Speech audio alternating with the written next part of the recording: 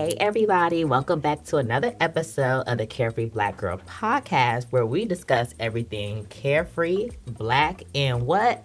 Girl. I'm one of your lovely hosts, Hazell Harvey, the realest of the real and the doll of the hour. Passing it to the doctor of the hour. It is your girl, Dr. Phoenix Lush, your favorite fantasy baddie, fairy, and blur historian.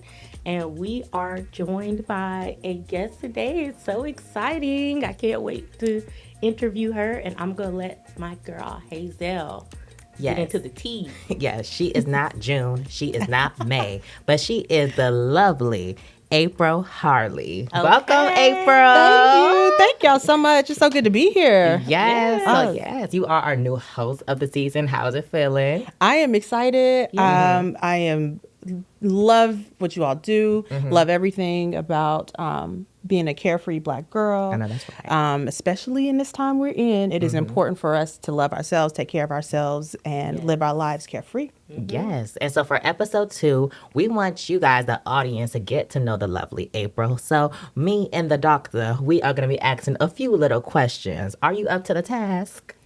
That I am. Okay. So we're going to get this episode started. So if you guys don't know, April is a DJ. I am. Yes. I am. So when did you first fall in love with DJing? Oh, man. So I fell in love with music back I must have been a child, of course, weekends, cleaning the house. Mom and dad had the music going, had the albums playing. So it's always been a part of my life. But DJing, I think when I fell in love with that, I was probably a junior at Howard and loved the club, which used to be Dream, of course, was all the vibe, everything we were doing at Howard was at Love primarily. Anyway, Biz Marquee was DJing one night. And it was a vibe where everybody was having a good time on the second floor. If anybody's been to Love the Club, you remember the floors, the levels. So everybody's on the second floor having a good time. It's Friday night. Okay. So it's real good. Bam, bam, bam. So he kind of cuts into the music and starts playing Ray Charles, I Got a Woman. So if you don't know that one, I got a woman way over town who's good to me. Yeah. Well, at this point, the Kanye joint hadn't blown up yet. So we all kind of dancing and we stopped and we're like, okay. We respect the legends. We respect Ray, but we in love. What's going on? Right. So he plays that part out. I got a woman way over town who's good. Just give me money when I'm in need. Yes, she's a good old friend indeed. I got a woman way over town who's good to me. Then he cuts in Gold Digger, and the whole club went up. I mean, And it was at that moment, like when I reflect back now, it was that moment where you can just see how it's a memory that I've had. It's probably been 20 years or so ago. Yeah. But that night sticks with me. At Autumn Nights I was at Love. That night sticks with me. And we just had a ball. So I think that's where, that's that one moment that I can really think of, like, oh, I get it. After that, what year did you start and how long you been DJing? Yeah, so I'm very new to the career.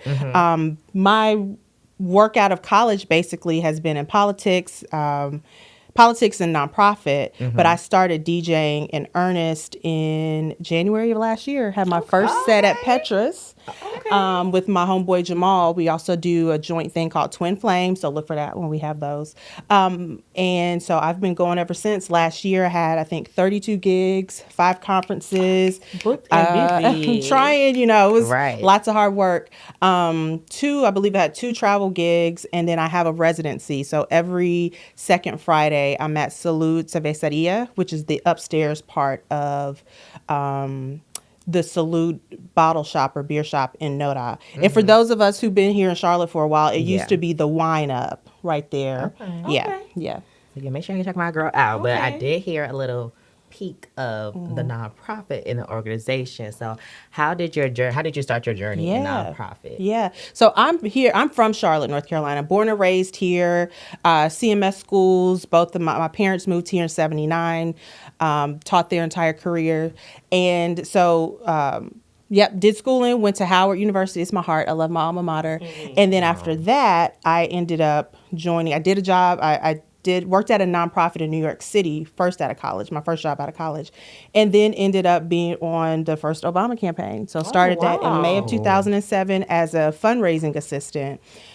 Rode that whole train from '07 to 2012. So over those years, I raised $15 million across all the entities. So Obama '08, Obama 2012, the inauguration, the conventions, all of that. So Yes. $15 million, and then ended as his home state, the Illinois fundraising director. Yeah. So that was a very big part of my life. And I moved back to Charlotte to work on the convention, the 2012 convention, as Mayor Fox's senior advisor.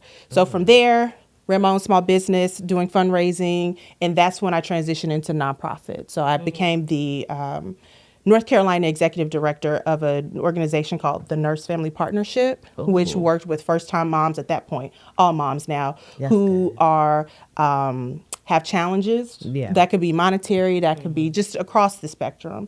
And nurses come and do home visits from when baby is 26 weeks to when baby turns 2. So I ran all the operations for North Carolina. It's based in Denver, Colorado. I ran all the operations for North Carolina. Okay. So that was, early 30s, did that for about 3 years. And since then, I've been in nonprofit, but it's what we call, it's a 501c3 and 501c4 nonprofit. So those two different, I won't go on to the details, but so I've been doing that, still raising money. It's kind of at the intersection of politics and nonprofit, but it's more of, I won't say that. It's not politics and nonprofit. It's more of being able to support folks who are organizing people in their communities to learn more about the importance of being engaged in the political process. Yeah, because I've worked in nonprofits for a couple of years, and I don't think people realize how much the shift of the landscape of politics can change Absolutely. the services that you access directly. Absolutely. And so it's always like a delicate game of providing direct services, fundraising, but also trying to navigate a bipartisan house. So I understand it's a very delicate tightrope of a walk. You do understand, yes. A lot of the time, the work that I did at the Nurse Family Partnership, I was at the General Assembly in Raleigh, working with our state legislators, making sure that we could continue to fund the program because it had different forms of funding. So some foundations, some private, some statewide. So yes, learning how to you know interact, work with, show your case for people across the spectrum was really important. Yeah. Being a nonprofit, what is like for anyone that's listening or watching? What is like been your good and like the worst parts of like being in like doing this for so long? Yeah. Since what you said, '06 or '07? Yeah, '06 was that started with nonprofit and then kind of politics right after. That's 20 years of the game. Yeah. So what's been your good and your bad sides of doing it? Yeah, I would say the people on both ends. Talk about it. Because I think about, especially my years with the Obama campaigns, I think about I worked with a lot of folks who invested at larger amounts for the campaign. And I had some of the people with whom I worked who were incredible. And there were some who, it could have been a little bit better. So finding that balance and finding out how to work well with people, or how to be able to work with people with whom you have really, you all vibe, you get it, but then also those who don't. So being able to do that. I think the other piece too, in regards to some of the challenges, particularly in this time, is that funders, they're kind of shifting what they're funding now. And so a lot of nonprofits can find it incredibly challenging to maybe funders who'd been with them for 5, 6, 7 years now don't have the space or the money to be able to do that. So really being able to figure out how you diversify your funding streams, not just grants, not just individuals. It's just not just corporate. That can be a challenge as well. Got you. So I hope y'all taking notes out there. So you said, so you've been doing nonprofit for 20 years, and you said last year you started doing the DJing. Yeah. So like, what was like that creative shift that you just used? Like, you know what? F it. I'm just gonna go for it. Yeah. And you just started doing your DJ. Like, when did that like click for you? Yeah. So most of us carefree Black girls know, most of the things that we do are just because we need to figure out how to make it, how to survive. We can all agree that housing can be expensive these days. Between rent and mortgage payments, it doesn't matter which one you're paying. It all still stings every single month. But with Built, it can make your life a little bit easier. Now, let me explain. Bill started out rewarding members on their rent, and now as of 2026, Built members can also earn points on their mortgage payments. So every housing payment you make earns you points to top travel flights like United, Hyatt, Lyft rides, Amazon.com purchases, and so much more. Now, personally, for me, I'd be using my points to stay at the Hyatt Resort. I mean, don't we all deserve a little soft landing after paying all these bills, okay? But here's the most underrated part. Built members also get access to neighborhood concierge. Basically, it can make your restaurant reservations, book your fitness classes, and even find your new local spots in your area, all while you're being rewarded more than 45,000 merchant partners. It's like having a personal assistant baked into where you live. So now whether you're paying your rent or have leveled up to home ownership, life is just better with Built. Join the membership for where you live at joinbuilt.com/CFBG. That's joinbilt.com/CFBG. Make sure to use our URL so they know we sent you. So, in November of 2024, right after the election, I was laid off. Yeah, I had just Wow. started a role, and the Friday after the election was my last day, along with a number of other folks. And I had recently started that job, very recently. Wow, and we covered that about Black women losing their jobs, and you was one of that statistics. Absolutely. And I was in the early wave before people were really probably tracking it, because this was 2024. Yeah. So I had a choice. And the choice was to be pissed, which I was. I almost say, no, I was upset. I was, I mean, you're working somewhere where you're loving what you're doing.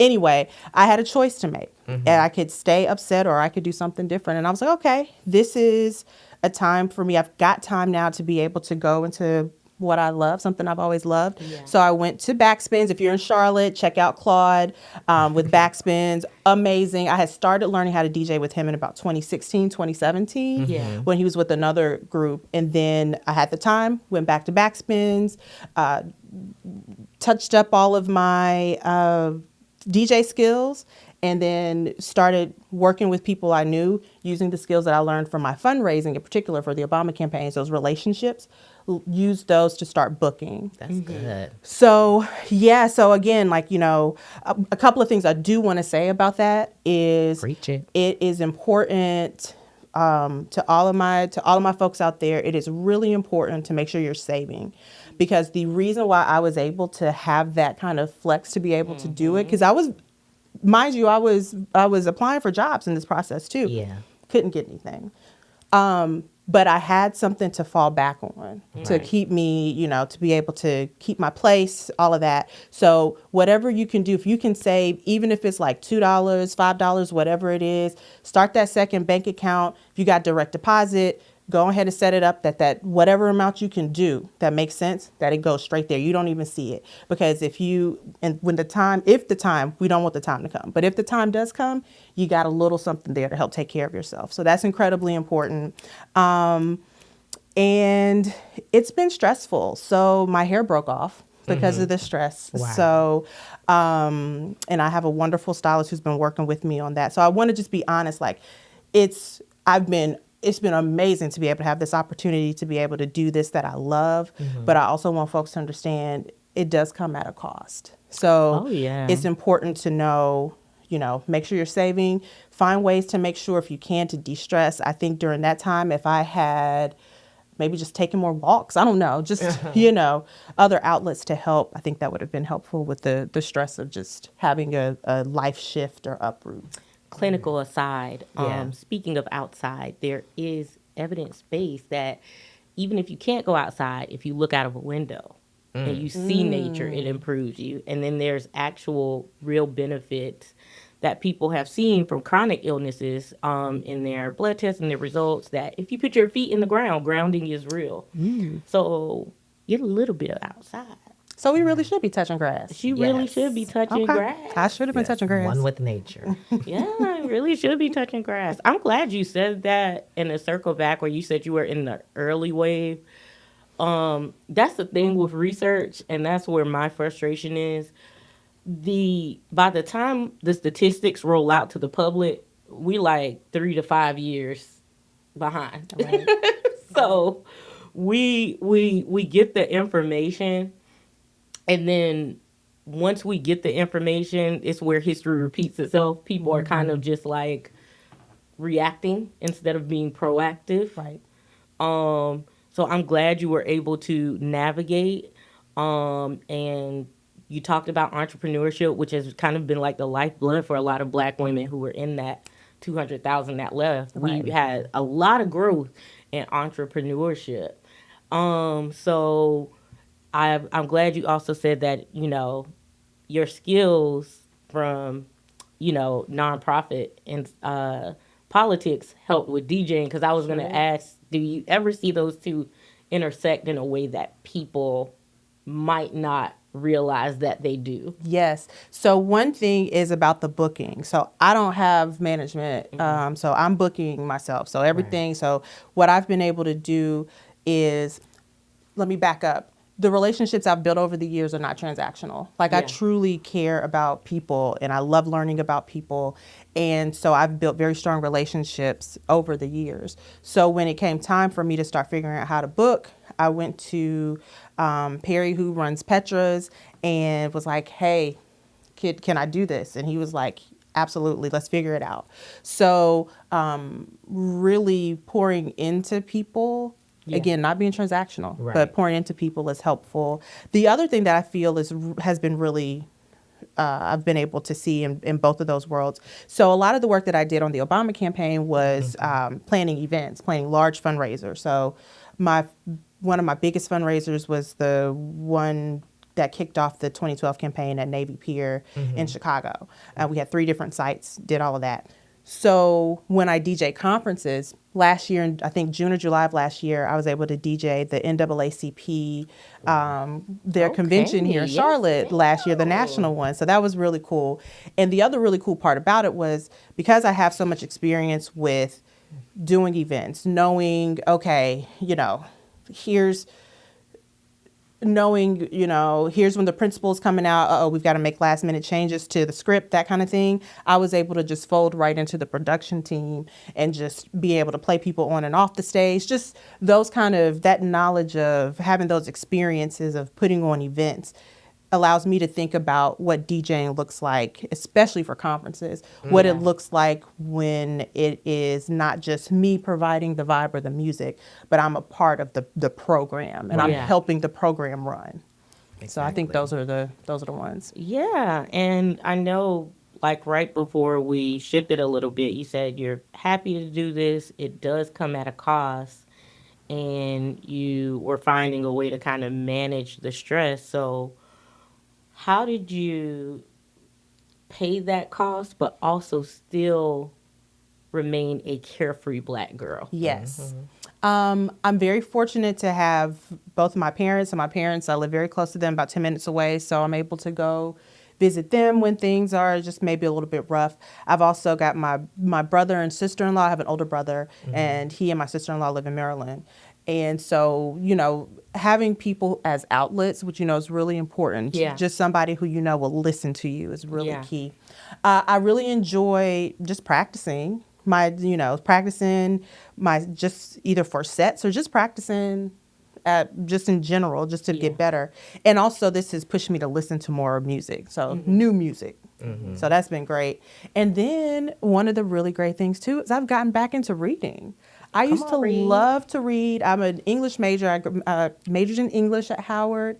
And I used to love to read, and just life got busy and I wasn't really prioritizing that. So I got into, this is how I got back into it, y'all. Black romance novels. I love them. Farrah Rashan out of New Orleans. I think her name's Christina Green. She has a really cute set. Like there's a number of contemporary Black women romance authors who are amazing. So I got back into it that way, reading those books. Quick Yeah. reads, really fun. The Black women always come out on top, Right. which is what we don't have no struggle loving in books, thank God. These characters are loved for who they are. You see a relationship develop. It's awesome. But then from there, I was able to get back into like some more books around history or just Yeah. to help me understand kind of where we are right now. So I'm currently reading this book called The Devil's Chessboard, which is about Alan Dulles. So not Dulles, who Dulles Airport is named after, is his brother, and is fascinating. Yeah, it's very fascinating. Well, baby, Yeah. I don't read, but I read. I love it. But Back into the DJ though. Yes.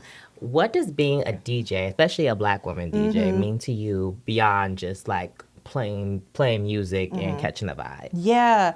Again, like hearkening back to what I said about Biz Marquee, being able to know that there's going to be people who come through and they'll have this memory of like, oh man, I went to this spot and I had a ball. Like that's one of the main things I love about DJing. And right now, which I'm really great with, I do a lot of lounge DJing. So I'm not really in the clubs, Yeah. which is cool. Cause I mean, I have my club times, but you know, Yeah. if I'm playing my club music, y'all gonna be like, hey yo, that was like 20 years ago. We not there no more. So yeah, y'all not trying to hear Lil Jon and the East Side Boys. Right. So Listen, they can still turn the party up. 'Cause they still be playing no hands. I was look. just telling somebody, Okay. us millennials, we had the best party music. oh my God. Yeah. Okay. Oh my God. Because y'all still be twerking to no hands. Okay. And do. Yes. I'm telling you. So I do a lot of the lounge DJing, and so it's really cool to, you know, it's fun to be able to see people vibing, like, because we have so many phones now. Right. Sometimes you can feel like, okay, are people really getting it? But what I have noticed is even if somebody's on their phone, you know, you see the little head nod. So that's what I really enjoy, because you are creating a space of maybe community and memory. So that's another plus. That's what I love about it. And there's a really great DJ community here in Charlotte that I had no idea existed before I got into it. So our female DJs, there's a really great community, very supportive. I don't know too many of maybe the younger male DJs, but a couple of DJs who I used to see all the time when I was going out here. Before I started DJing, just outstanding folks. That's good. So it's not really, it's more community in the DJ scene more than competition. That's what I've seen so far, but I'm also so very new to the game that maybe folks don't really consider me competition, and I'm cool with that. You know, Right. you start from where you are and you grow. But the experiences that I've had with DJs so far is just one of support, and like I remember one. She's the female DJ, Danielle. We were hanging out at Vinyl seeing Smitty, DJ, that guy Smitty. He every Wednesday at Vinyl, he's there. And she was just telling me, she was like, you know, I really appreciate how you've come in and how you've been DJing and how you just really are, you doing it the right way. Just, Right. you know, coming in, respecting the scene, supporting other folks. So I Like appreciate you're I hungry, really but appreciate you're it. not greedy. Exactly. Yeah. Exactly. You're not So, starved. yes. Okay. Yes. Yeah. So with you having like a DJ community, and then I also heard you're like listening to new music, and then you have like these historical RIP to Biz Marquee, because having like those moments that are like core memories, how does that inform your personal musical vibe and then your professional one as a DJ? Yeah. Like, what songs would you give us? Yeah. Okay. So if we had like 3 songs to choose that would kind of be an encapsulation of my DJ vibe, I would say something Dilla produced. So like J Dilla. So anything like, I would say if I had to choose 3, it'd be Players from Dilla and Slum Village. I love Kaytranada. Love Kaytranada. So I think Kaytranada, Taste, I think that one is with Van Jess. So Taste, or he's got a couple with Justine Skye. He's also got a few with Don. He's got one with Don Richard that I really love. Hold On. So yeah, love that song. So that would be number 2. And then the third one, I think, would be some kind of 90s R&B, maybe girls group or guy group. Oh. So that would be So something like Black or TLC. SWV. SWV Yeah. or like TLC, Destiny Child. yeah, something like that. Yeah. So that's the vibe you get at the scene. Right. Personal's a little different. So my 3 personals. So the first one is Damn by the Youngbloods. Because if you don't give a damn, we don't give a fuck. Okay. So that's one. The second one would be Nuck If You Buck. Hey. Yeah. I'm very much like, you know, hey, we good until we Yeah. not. So just Okay. like know that, you know. Right. And then my third would be Send It On by D'Angelo, because truly at my heart, I'm really a lover girl. So Right. had to put a little D'Angelo up in there. Yes, rest in power. Yes, yes. And so we're talking about music and establishing the vibe.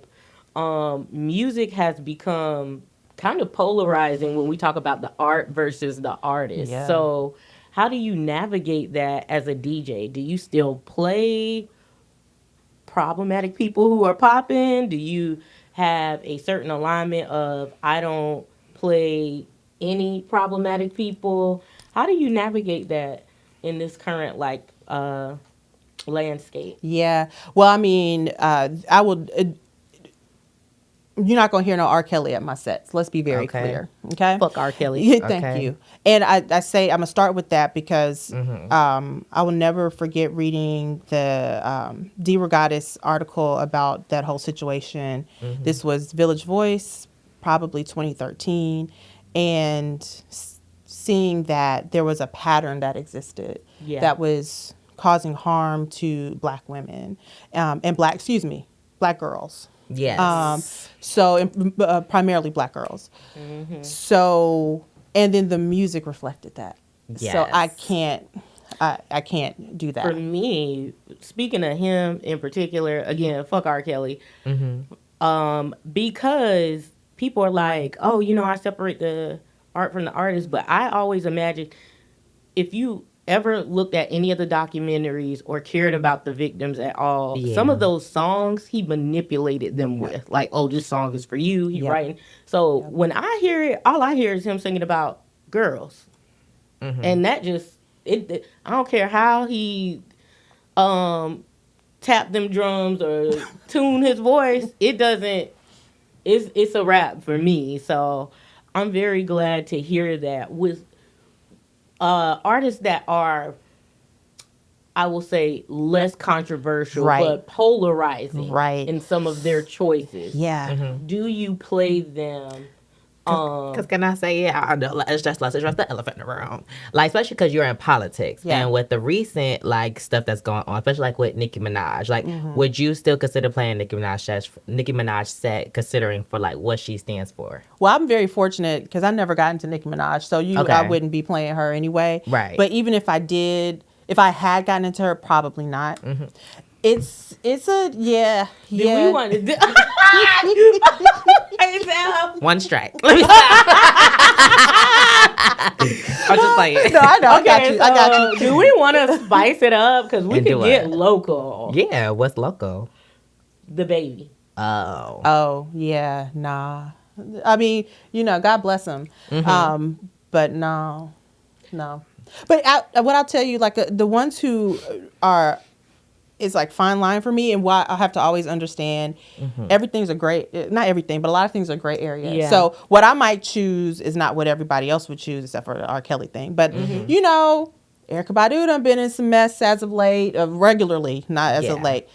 And I also, Mama's Gun is one of the most like transformational albums. It was transforming to me. So Bag lady. that album, It does hold a special place when I think about a time yeah.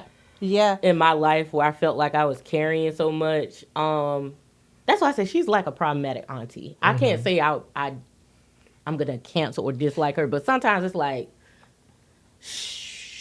Right. I wish right. Chili would do that.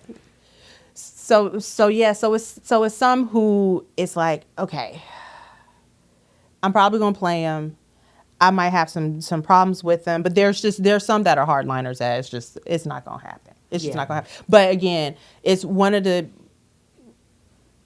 it's really, except for a couple of those hardliners, it's really a personal decision as to whether or not you are going to play them. That's even played on your own, not even just DJing, but like Right. you're gonna Yeah. play them, you're gonna listen to them. It's really your own thing. But I just, yeah, some of those folks who are gray area, kind of messy, you're probably gonna hear them. But again, like a R. Kelly, more than likely not a Kanye. Unfortunately, some of Common's music, of course, when he was with Good Music, you know, John Legend's earlier ones, Kanye produced, Kanye in them. So, you know, ugh. And, you know, how do you, I guess I can make different choices there as well. So it's messy, and you just have to kind of figure out where am I going to land in all of this, where I don't feel like I am going against my morals or my beliefs, and also promoting folks who have or are currently causing harm to folks. So, like for your residency or reoccurring bookings where people are kind of familiarized with your vibe and what you're going to bring, have you ever received like pushback or requests as far as artists where they're kind of in that gray area? Yeah. Actually, no, I haven't yet. And if I had some wood to knock on nearby, I would knock on that so Fingers that it crossed. doesn't happen in the future. Fingers crossed. So, yeah.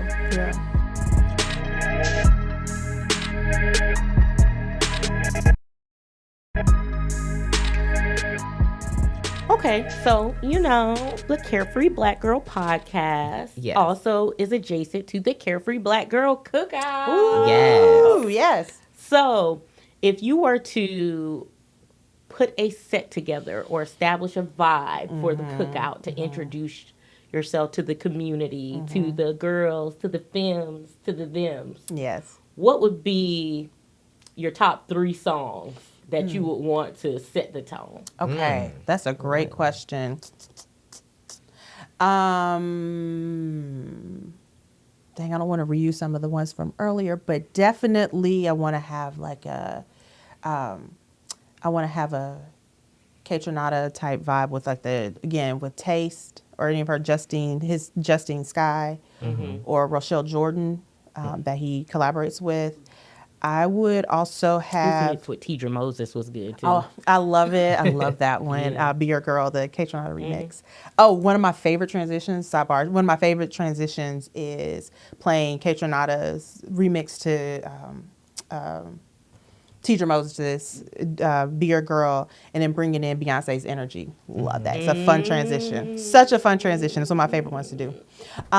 Secondly, I think I would do some Meg. I love some Meg Come Thee on, Stallion, hottie. you know. You know, I didn't say it last episode, but you know I'm your resident hottie, so I'm here love for it. Yeah, you know, that's for the part of the set where we, you know, maybe at the beginning I'm doing some Kaytranada, people are kind of vibing out or whatever. And then when I'm bringing the energy up, I'm going to bring in some Meg. And just because, you know, I'm an old school girly, I think I'm gonna wrap us up with but the third one would be the SWV. Which one? Not Weak. Right here. No, it's Is it a slow song? It's not a slow song. It's a Teddy Riley remix of a song. And again, what we were just talking about the problematic. So Yeah. Teddy Riley is problematic. And the New Jack Swing era. But anyway, do I need to go back? Okay. So actually, let me give a moment so I can try to figure out the name of that dance song. Weak Something to you. You're always on my mind. Is it just kicking it? No, it's Just kick it. It might be So Into You, and it's a Teddy Riley remix. That's it. Okay. So it's so the third one, because like I said, I'm a throwback girly, old school girly. Would be that So Into You, the Teddy Riley remix. Okay. So I think those are the 3 that would cover what the vibe would kind of feel like. Yeah, I like that. I like that transition. So that I'm maybe looking forward to it. Maybe we hear a little something. You never know. Little jam. But I'm going to turn it over to Hazel as we play one of our favorite games. You know the game. We know the game. Who said that? Who said Mm. that? That? Who said that? So we're gonna get to our Who Said That. Me and Dr. Phoenix are gonna quote something from a movie, a TV show, music, a song, and we're gonna see if our lovely new host April can guess the quote. Who said that? Who April. said that? Okay, who said that? All right. Okay, so if someone on the committee then starts talking about someone's bleach blonde, bad built, butch body, that would not be engaging in personalities, correct? Oh my goodness, that day was a trip on social media. That is Texas U.S. Representative Jasmine Crockett. Absolutely. Yes. I picked that one because you're in the politics, and I was like, this was too good. Child, the remixes that went across social was so crazy. All right, and then mine is gonna be, and I just want to say that 5-hour energy and Subway need to cut that check. ASAP.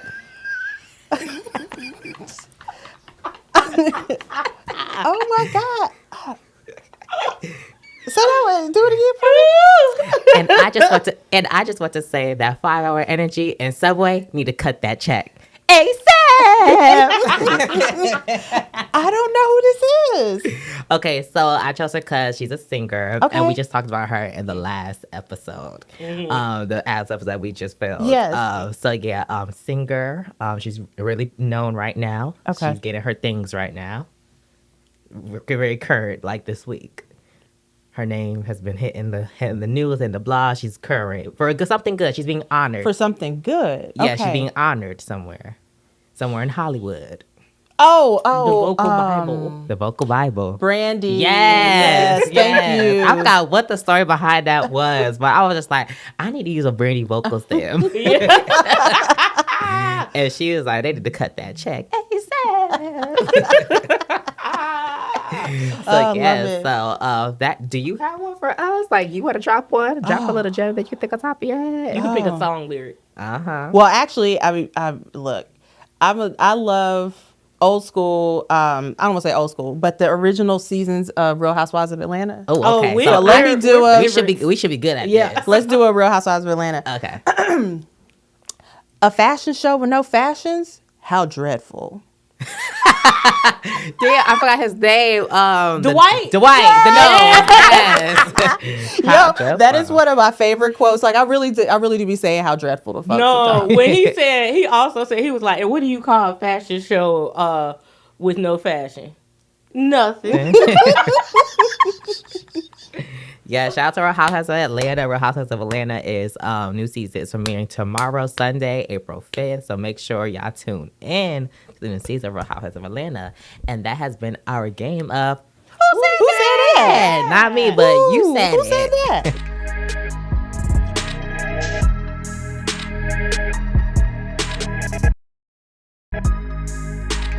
And so now we're going to switch back and talk about, I know earlier you talked about how meaningful community is, and you just have so much like experience and knowledge to bring to DJing and just the community in general. What type of impact do you want to leave when you think of, this is what I'm contributing to DJing, the music scene, but also because you are a Black woman, and Black women, we be doing some of everything. What impact is most important for you when you think of like nonprofits Yep. and the socio-political landscape? Yep. The whole of it is I want to make sure that folks' lives are better than it was before. Yeah. So one of the things that I was talking to somebody about this the other day, one of the best parts of me having worked at the Nurse Family Partnership, being the North Carolina executive director, was that there are thousands of young ladies across this state and families, not just the moms, but their families who they will never know me, but they were able to be in Nurse Family Partnership from 2018 to 2017 to 2020.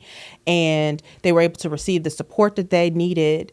And it helped with their lives. It helped make their lives better. It helped make their children's lives better. It helped make their families' lives better.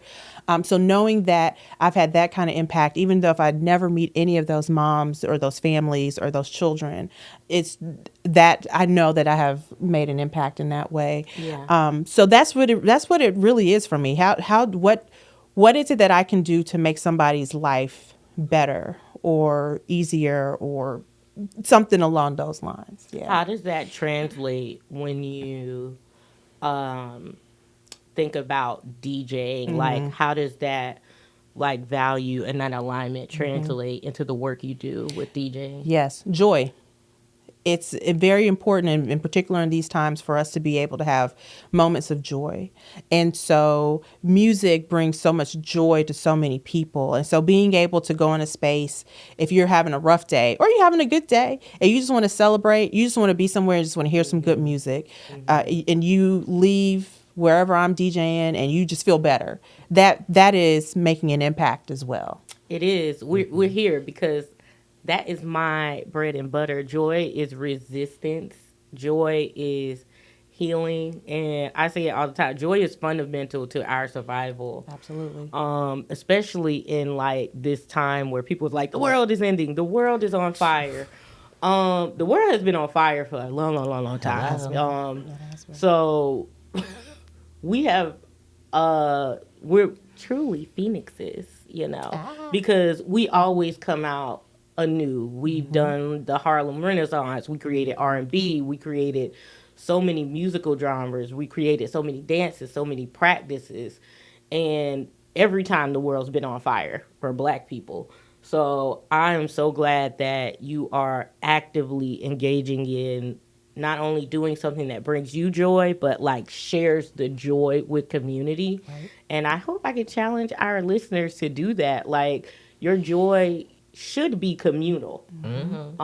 Because individualism is cool in how you want to look and how you want to dress, but in your joy and in your life experiences, it should be shared. We are social creatures, even the most antisocial people. Okay? Right. Y'all don't start arguing with me before I put my Dr. Cap back on. Okay? Put my degree out. Get real clinical. You need to touch grass with people and shake some ass. That's some somatic work. So I love to hear that translates and you kind of have that guiding mantra for what you do, because mine is a little similar. I always say I want to do good and live well. Like, that's what I kind of fall back on when things get chaotic. Like, am I going in that direction? Right. And if it's not going in that direction, I'm not doing enough for community. I need to do more. If my health is falling off, I need to fix that. So I love to hear that. Yeah. I was going to ask, what like Black women have impacted your life and like wanted to, basically what impact you want to leave? Who has left that mark for you? Yes, I would say someone who I've never met and don't know is Shirley Chisholm, who, if we don't know, was the first Black woman to run for president. I believe it was in 1972. Yes, ma'am. And so she was definitely a trailblazer. She knew it was a long shot, but she knew it was important. And one of my favorite life mantras, which is not on the like Lil Jon Eastside Boys side, is she was unbought and unbossed. I was about to say unbought, unbossed. Yes. And I always like that. Yes. Unbothered. Because you did it anyway. So she's one. I think someone who's closer to home, who's not my mom, of course, or like anybody in my family. I was very fortunate to have a really strong support system when I was the Illinois fundraising director on the second campaign. And there were a few folks. Cheryl Whitaker is one. Des Tate is one. She's now since gone on. But those women took such good care of me. I think when I was the Illinois fundraising director, I was like 25. And want to reelect for the first Black president as his home state fundraising director. Right. Yeah. Lots of everything. And when I tell you, those ladies took me under their wing and made sure that as much as they could that I was okay. I appreciate them. Yeah. I appreciate them. And I know Dez's daughter, and I need to make sure to reach out to tell her how much. I think I let Dez know while she was here how important she was. But I do need to reach out to Cheryl and some of the other folks in that crew of women who really just were like, this is our little sister. And whatever we can do to help her behind the scenes, because she got to face whatever she's going to face, because that's her path and her life. But what we can do to support her, to hold her up, hold her, from at her back, to keep her strong, we're going to do that. So those are who I would think of.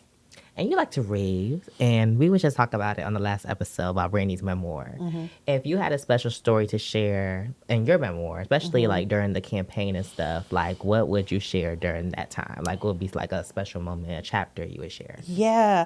One of the ones, well, two quick ones. One was, so I was in Iowa for the month of December of 2007. So I was in Cedar Rapids, Iowa, knocking doors, getting ready for everything, getting ready for the caucus.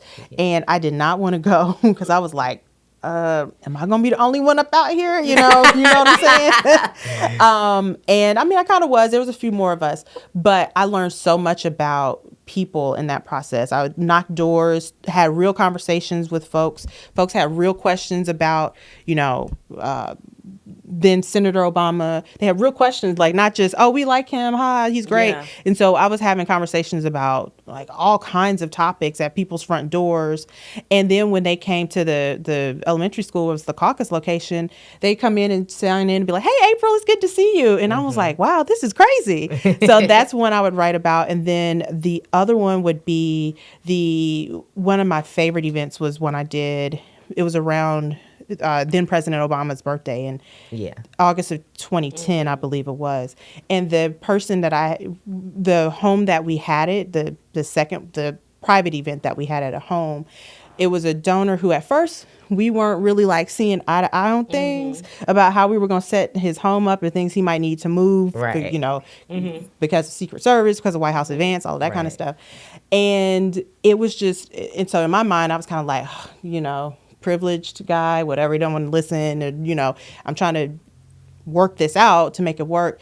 And then we had one of the people he worked with helped us organize it, and she kind of came and helped us find a middle ground. And he was he was super supportive for the remainder of the time. I remember I solicited a fundraising ask of him for a different candidate after the reelect campaign ended, and he was like, April, I'm going to write this check because of you. I don't know this person, but I'm going to write this check because of you. So it was a really good story about not judging people or checking yourself when you're judging people. Amen. And realizing that people have a story, because this particular donor, although he had wealth, he came up kind of hard scrabble.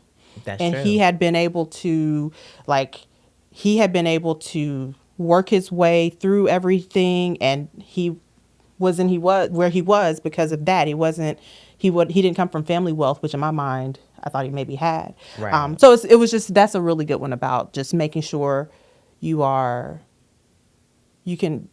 have your assumptions about folks, but you always have to make sure that you are continuing to be curious and continuing to learn, listen, and then you'll continue to learn more about people.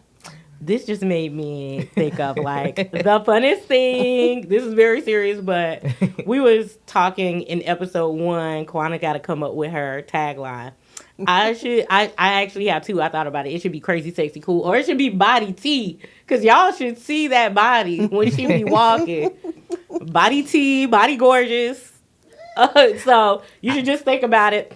I like mine. Not June, not May, but April. Yeah, like what would your memoir's title be? Oh man, let's see. And then Hazell, I want to hear yours. Ooh. Your memoir title. Yeah. Yeah.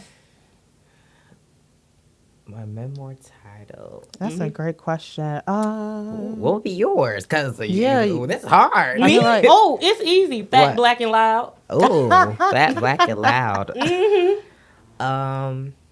And I would put that because I know that people are either going to be repulsed as to why would you write that and pick it up, or there's somebody going to say, oh, that's me, and pick it up, because that's what I am, and I'm not going to apologize for it. Right. I think I got one. I might not be. I'm not be saying it correctly, but mine would be called understanding the misunderstood. Does that make sense, y'all? Or is it understanding the misunderstanding? What's that? I think you said it right the first time. Understanding the misunderstood. I feel like all my life I've been misunderstood. Like, I feel like I've always been misunderstood, and I feel like this will be my story to tell, like, my side and my true viewing of things. Because I actually let people run off with the narratives of some things. Like, I let you believe what you want to believe. If I'm your villain, if I let them your villain, your hero, your savior, I let you go what you want to go. But it's really just more telling my side and how I truly felt and how I truly was, like, the girl. So yeah, it's about, I think a lot of things about misunderstanding me. So it's like, now this is time for y'all to get to read, like, my understanding, because it's also a lot of times I don't tell a lot of people, like, how I feel, because I just be like, that's how I feel. Like, well, bitch, you think I'm a bitch? Run with the hoe. Roof. Don't give a fuck. Yeah. So, but now it's like, okay, this is why I was a bitch, though. Like, to be honest, like, going back, like, I could be honest. going back to 2016, like, this is what happened. Like, Yeah, so. Fat, Black, and Loud talks about it also, to your point, like, underneath the surface, it covers me always having my body talked about, whether I was too big or the perfect size or colorism. I've experienced that, and always telling you, talk a little louder, be quiet, like, and then so it's me reclaiming all of that and be like, fuck no, I'm fat, black, and loud. So I love it. In April. I think mine would be pivot. Learning. It would be something around pivoting, and it would be around pivot would be the title, and I don't know what the second part of it would be, but it'd be around how to figure out how to reinvent yourself when life takes you in different ways. I mean, I think at this point, this is probably about the fifth life. I mean, started out in nonprofit, then went to politics, then ran my own fundraising shop, then went back into nonprofit, but kind of at the intersection of a couple of, like, organizing and now DJing along with the other work. So just, pivoting, the art of learning how to shift when life makes you have to shift. Right. shift and pivot. Yes. I love it. Shift and pivot, or the purposeful pivot. Right. Come on. That's a good one.